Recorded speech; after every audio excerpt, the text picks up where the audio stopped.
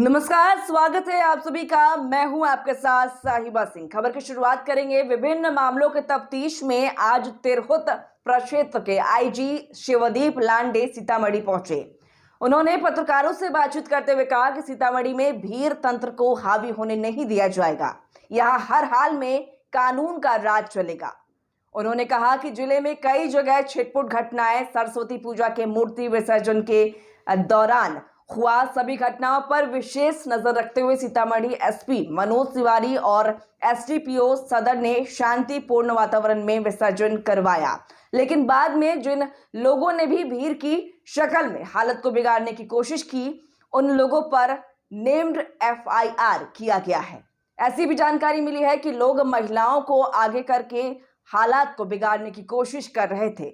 उन लोगों पर भी कार्रवाई हुई है।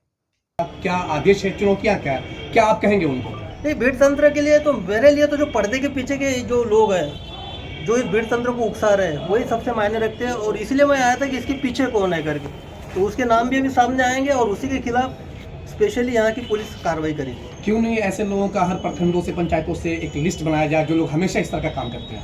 नहीं, उस तरह की लिस्ट आपको बता के नहीं बनाई जाती, लेकिन उस तरह की लिस्ट हमारे पास ऑलरेडी है। इसलिए जब ये घटना हो गई तो हमारे पास तुरंत नाम आ गए थे कौन कौन है। इसलिए आप देखिएगा कि जो एफआईआर हुआ है उसमें 40 लोगों का नेम्ड एफआईआर हुआ है, दोनों समुदाय के लोगों का नेम्ड एफआईआर हुआ है। तो हमारे पास वैसे लोगों की सूची भी है कि जो पर्दे के पीछे से इस तरह से एक्टिविटीज़ को अंजाम देने की कोशिश करते।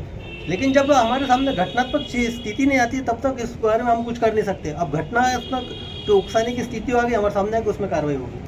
आप जब अपने लोगों से दूसरे और जो लोग केस करते हैं उनके ऊपर रेप केस करवाते हैं, तो क्या ऐसे लोगों को बचने के लिए आपके पास गुहार लगाना पड़ेगा या फिर उसको किस तरह से देखेंगे? मैं आपको ये बताना चाहता हूँ कि आप अगर कोई भी मेरे ऑफिस के आसपास भी आइएगा तो आपको पता चलेगा वह कम से कम डेली 40 से 50 लोग आते हैं।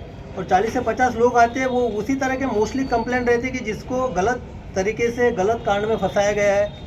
और दूसरे बात आती है कि कोई एक आधे कांड में गिरफ्तारी नहीं हो रही है, लेकिन मोस्टली वही आते हैं कि गलत कांड का दर्ज करवाया गया और गिरफ्तारी नहीं हो रही है करके। तो उससे तो एक पैटर्न है कि हाँ, गलत कांड में अगर किसी के खिलाफ काउंटर केस करने के लिए एक तरीका अपनाया जाता है, लेकिन वहाँ पे जब हमारे संज्ञान में ऐसी बातें आती है या तो एसपी के संज्ञान में भी ऐसी बातें है। मैंने बहुत सारी रिपोर्ट में देखा है, तो एसपी ने उस पर स्टैंड लिया है और वो जो ऐसा गलत केस करते हैं, गलत केस का उन्होंने उस तरह से वहीं पे खारिज भी किया है। सर, पिछली बार आप आए थे तो मिर्चैया गए थे एक लड़की की हत्या मामले में, उसमें कुछ अपडेट है क्या? नहीं, उसमें एसआईटी एसपी मनोज के नेतृत्व में यहाँ पे सोनल संभाल रही थी। उसका रिपोर्ट मेरे पास आ गया, काफ़ी इलॉबरेटिव रिपोर्ट आया है, काफ़ी डिटेल में उसकी पूछताछ हुई है और कंक्लूजन पे पहुँचे, हम निष्कर्ष पे पहुँचे।